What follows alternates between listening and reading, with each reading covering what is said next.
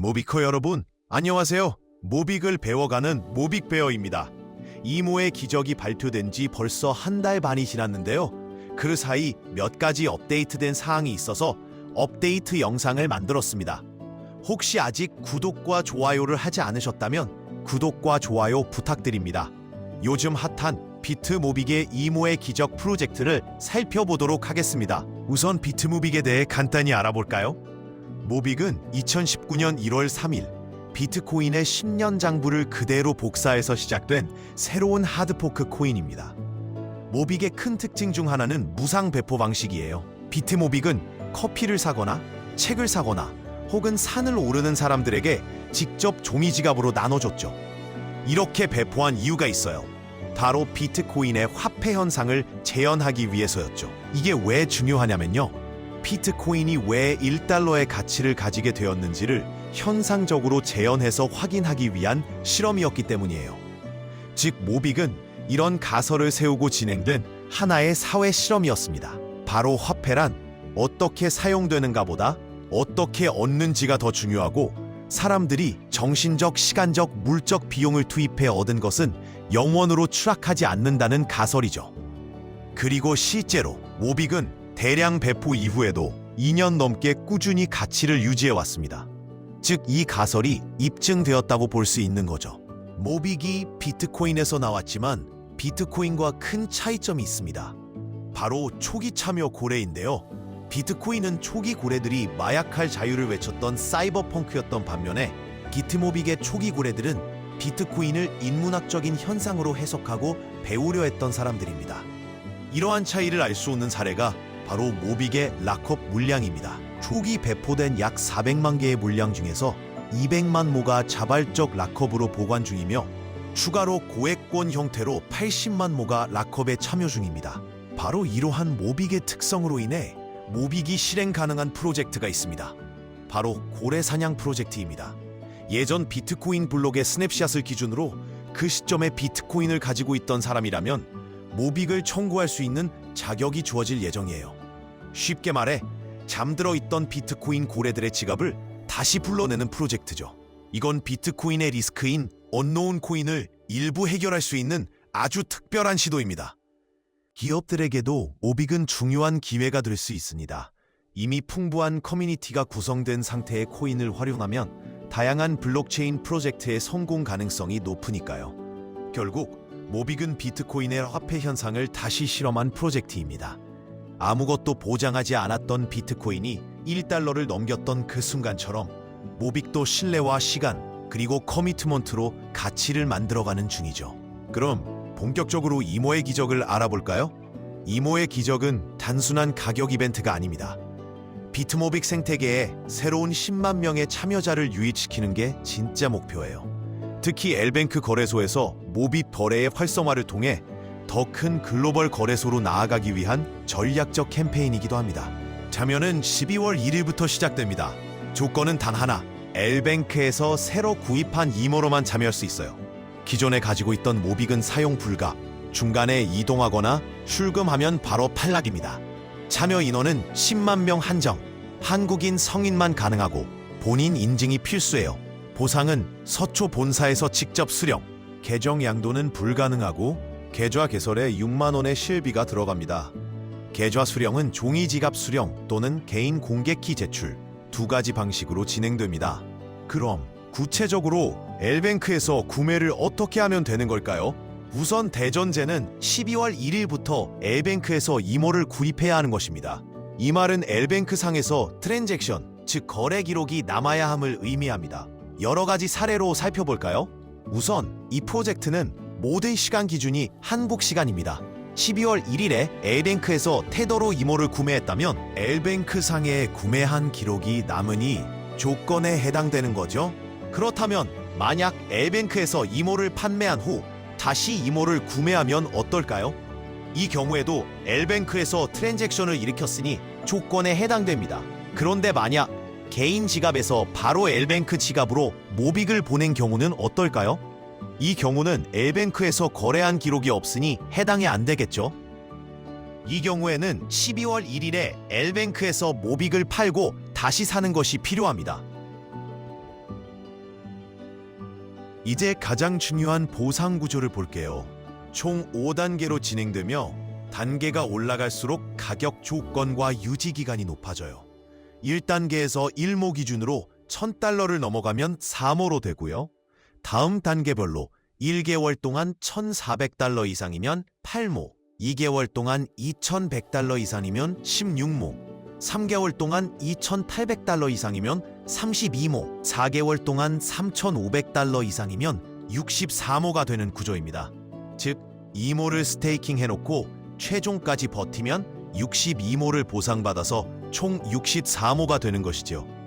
여기서 1단계는 청구가 불가능하고 2단계부터 보상을 받을 수 있습니다. 각 단계마다 가격 조건은 약 $700씩 상승합니다. 그런데 여기에 추가 규칙이 있습니다. 바로 내가 들어간 시작점에 따라 보상이 변경되는 건데요. 하루 동안 최고가 기준으로 내가 들어간 시작점이 설정되는 겁니다. 엘벤크에서 모빅을 구매한 날의 최고가가 $1,000 이하라면 1단계 달성 조건은 $1,000 초과가 됩니다. 반대로 구매한 날의 최고가가 $1,000 이상이었다면 오른쪽 테이블과 같이 1단계 기준이 더 높게 시작돼요. 만약에 모빅을 사는 날에 모빅의 가격이 $1,400보다 더 오른 상태면 어떨까요? 다음 테이블과 같이 각 단계별로 한 구간씩 올라간 상태에서 시작되게 됩니다. 즉, 시장이 이미 높은 구간이라면 그만큼 기준도 상승하는 구조입니다. 그야말로 죄수의 딜레마가 역전된 구조이지요. 그럼 이 시작점을 어떻게 선정하는지 볼까요? 그 기준은 하루 중 최고가가 됩니다. 예를 들어 보겠습니다. 12월 1일에 내가 $900를 주고 샀다고 해도 만약 12월 1일 중에 최고가가 $1,010이면 시작점이 한 단계씩 올라간 $1,400부터 시작하게 되는 거죠. 즉, 내가 산 가격보다는 그날 하루 동안 최고가가 얼마냐에 따라 내가 진입한 시작점이 설정됩니다. 다음으로는 통과 기준을 좀 더 자세히 볼까요? 1단계는 하루 기준으로 최고가 기준입니다. 즉, 하루 중에 가장 높은 가격이 기준 가격을 넘게 되면 바로 다음 단계로 넘어가는 거죠. 예를 들어 12월 1일에 $900로 구매를 했다고 가정해보죠.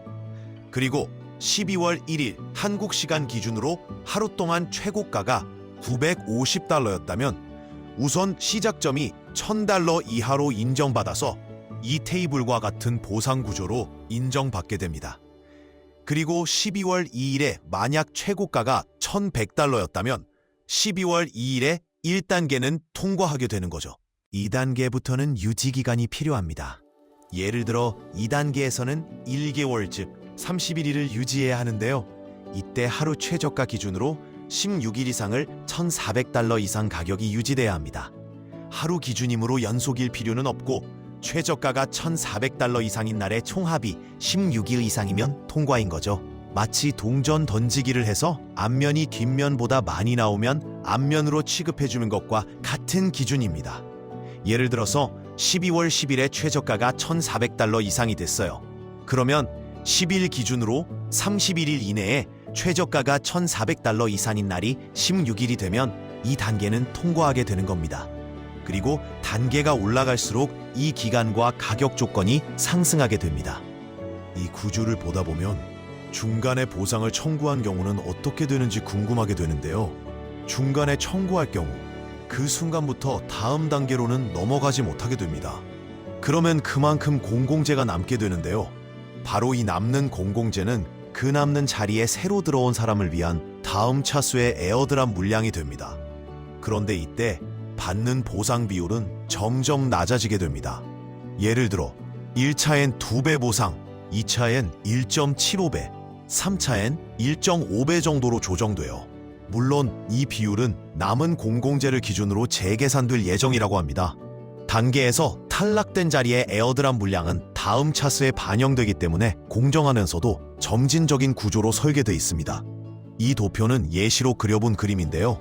1차를 진행하다가 만약 2단계에서 유의미한 탈락 물량이 나왔을 경우를 가정한 것입니다. 즉, 각 단계별로 어떠한 시나리오로 갈지는 그때 탈락하여 남는 공공재의 현황에 따라 다를 것 같습니다.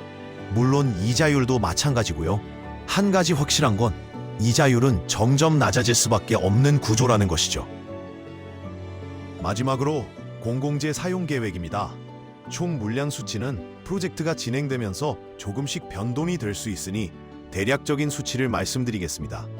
구체적인 물량의 수치는 실시간으로 누구든지 확인이 가능합니다. 궁금하신 분은 고정 댓글을 참고해 주세요. 모빅은 지금까지 약 2천만 개가 발행되었고 그중 약 1,500만 개가 공공재로 활용될 예정입니다. 그중 이모의 기적에는 약 620만 모가 배정되어 정말 엄청난 양이죠?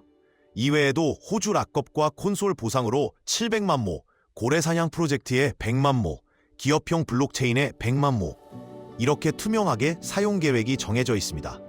그러면 전체 순서와 준비 사항을 살펴볼까요?